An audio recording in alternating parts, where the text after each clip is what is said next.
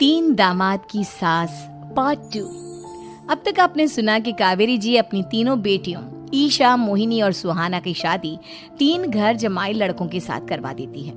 उन्हें लगता है कि ये लड़के शायद घर का कामकाज संभाल लेंगे, लेकिन उनके तीनों घर जमाई बहुत आलसी थे। वो नौकरी भी नहीं करते थे और बाहर का काम भी नहीं। कावेरी जी ने अपनी बेटियों से कहा कि वो प्रेगनेंसी का बहाना बनाकर अपने पतियों को सबक सिखाए। अब सुनिए आगे। मम्मी, आपने जैसा कहा था हमने वैसा ही किया, लेकिन देखिए ना, विवेक का हाल तो वैसा का वैसा ही है। घर में ना सुबह का नाश्ता बनता है और ना खाना। नौकरी पर जाने की बात करूं तो खाने को दौड़ते हैं मुझे। हाँ मम्मी, मैंने भी सुमित को कितनी बार कहा कि अगर नौकरी नहीं करनी तो कोई छोटी सी दुकान ही खोल लो। घर का खर्चा कैसे चलेगा? देखो दोपहर के 12 बजने आए और जिनाब अभी तक सो रहे हैं। हाँ मम्मी, ईशा और सुहाना ठीक कहती हैं। अविनाश का भी यही हाल है। जब मैंने अपनी प्रेगनेंसी के बारे में कहा तो मुझसे कहने लगा, अरे दूसरी लड़कियां तो 9-9 महीने तक नौकरी करती है, बस डिलीवरी के टाइम छुट्टी लेती है। मोहिनी, तुम भी नौकरी करो। अब मुझे कहाँ नौकरी मिलेगी? मम्मी बताओ, अब मैं क्या करूं? हे भगवान, क्या सोचकर घर जमाई दामाद लाई थी मैं कि मेरी बेटियां मेरे पास रहेंगी और खुश रहेंगी, लेकिन इन आलसी दामादों ने तो हमारी जिंदगी को भी प्रॉब्लम में डाल दिया है। मैं तो कहती हूँ मम्मी, हम लोग वापस अपनी जॉब पर जाना शुरू कर देते हैं। बता देते हैं इन लोगों को कि हमने प्रेगनेंसी का बहाना किया है। नहीं नहीं बेटा, ऐसी गलती भी मत करना। अगर तुमने ऐसा किया तो इन तीनों की आदत और खराब हो जाएगी। अरे आज नहीं तो कल कभी तो तुम प्रेग्नेंट होगी, तब वापस यही प्रॉब्लम आएगी। तब क्या करोगी तुम तीनों? हाँ मम्मी, आपकी बात तो बिल्कुल सही है। इन लोगों को तो सुधारना ही पड़ेगा। लेकिन कैसे?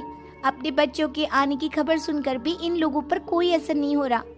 पैसे कमाने के लिए घर से बाहर निकलना ही नहीं चाहते ये तीनों। अब मेरे दिमाग में एक प्लान आया है। तुम तीनों चिंता मत करो, उन तीनों को बुलाओ, फिर मैं बात करती हूँ। थोड़ी देर बाद कावेरी जी अपने तीनों दामादों को सामने बुलाकर अपनी बात कहना शुरू करती हैं। अविनाश, सुमित और विवेक, देखो बेटा, मैं ना तुम तीनों से बड़ा प्यार करती हूँ, इसीलिए तो तुम्हें घर जमाई बनाकर रखा है मैंने। अरे मम्मी जी, सीधे सीधे कहिए ना, क्या बात है? प्यार तो हम भी आपको बहुत करते हैं। अरे मम्मी जी, आपकी इज्जत भी बहुत करते हैं।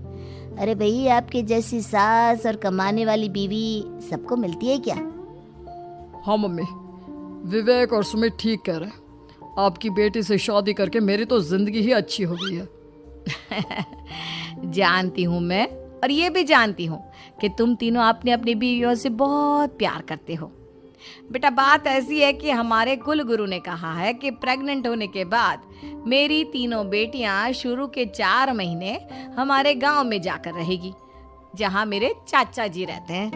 अरे लेकिन क्यों मम्मी, गांव में जाकर रहने की क्या जरूरत है इन तीनों को? वो क्या है ना बेटा, हमारे परिवार को एक श्राप है। अगर मेरी बेटियों ने यहाँ पर बच्चा पैदा करने की कोशिश की तो उनके बच्चों को कुछ भी हो सकता है। इसलिए अब से लेकर 4 महीने पूरे होने तक इन्हें गांव वाले घर में रहना पड़ेगा। हाँ तो इसमें प्रॉब्लम क्या है मम्मी जी? हम भी वहाँ जाकर रहेंगे, पिकनिक बनाएंगे। अरे भाई, बीवी जहाँ हम भी वहाँ।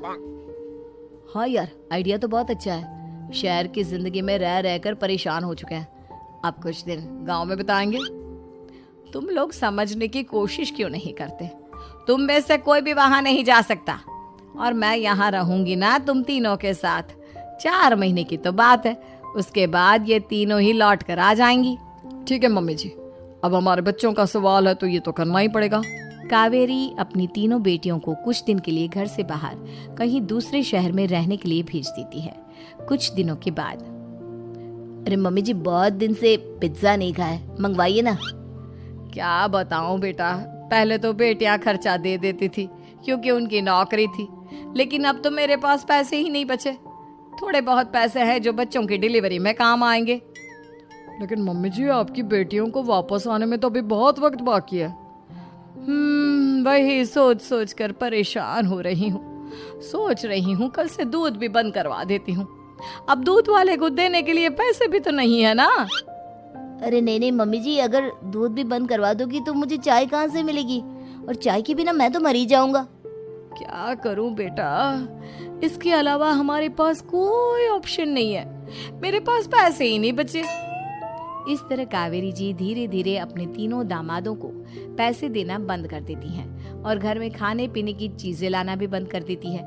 अब वो तीनों बुरी तरह से परेशान होने लगे थे और इसलिए एक दिन तीनों प्लान करके घर से बाहर निकलते हैं और बाजार में जाने के बाद, यार अच्छा खाना खाए हुए कितने दिन हो गए, पता नहीं कब अच्छा खाना मिलेगा। हमारी बीवियों के जाने के बाद तो हमारी हालत भिखारियों जैसी हो गई है यार। कुछ भी हो, मुझे तो आज पिज्जा खाना ही खाना है। जेब में 1 रुपया नहीं और पिज्जा खाएगा, कहाँ से आएंगे पैसे? अरे देख वहाँ सामने बोर्ड पर क्या लिखा हुआ है, कंप्यूटर पर काम करने के लिए एक आदमी की आवश्यकता है। भाई मैं तो जा रहा हूँ, काम करूंगा और शाम तक पैसे लाकर आराम से पिज्जा खाऊंगा। जा जा, तुझे कोई काम नहीं देने वाला, हम तो घर जा रहे हैं। चल भाई सुमित। सुमित और अविनाश वहां से चले जाते हैं और विवेक उस कंप्यूटर शॉप पर सारा दिन काम करके 5,000 रुपए कमा कर घर लौट कर आता है और अपने खाने के लिए अच्छी अच्छी चीजें भी लेकर आता है। ये देखकर विवेक और सुमित के दिल में भी कुछ पैसे कमाने की इच्छा जागती है। अरे सुबह सुबह कहाँ चल दी है तुम? मम्मी जी एक बहुत अच्छी जगह मिली है, कंप्यूटर पर काम करने के 5,000 मिले थे कल मुझे। अगर रोज काम करूंगा तो पूरे 40,000 की तनख्वाह। अरे वाह, ये तो बहुत अच्छी बात है दामाद जी, आपको जाना ही चाहिए। सुमित और अविनाश विवेक को इस तरह तरक्की करते देखकर परेशान हो जाते हैं और वो दोनों भी काम की तलाश में निकल पड़ते हैं। धीरे धीरे उन दोनों को भी काम मिल जाता है। अब कावेरी के तीनों दामाद छोटी मोटी नौकरी करके अच्छा पैसा कमाने लगे थे। एक दिन कावेरी उन्हें अपने पास बुलाती है। अरे वाह, विवेक 40,000 कमा लेता है, अविनाश 60,000 और सुमित तुम भी 40,000 के आसपास कमा ही लेते हो। कुल मिलाकर तुम अच्छे खासे पैसे कमा रहे हो बेटा। हाँ मम्मी जी, बहुत मजा आता है जब महीने के एंड में मोटी रकम हाथ में आती है। पूछिए मत मम्मी जी, घर में रहकर रोटी बना बना कर और तो जैसा महसूस होने लगा था मुझे तो। हाँ बेटा, तुम तीनों की बात तो बिल्कुल ठीक है और जानते हो अब तुम तीनों की पत्नियां भी वापस लौट कर आने वाली है। लेकिन मम्मी जी अभी तो उन्हें गए सिर्फ 2 महीने हुए हैं, आपने तो कहा था वो 4 महीने के बाद लौट कर आएंगी। ऐसा कुछ नहीं है बेटा, मैं सिर्फ तुम तीनों को सबक सिखाना चाहती थी कि आदमी घर में बैठकर बीवी की कमाई खाता हुआ अच्छा नहीं लगता।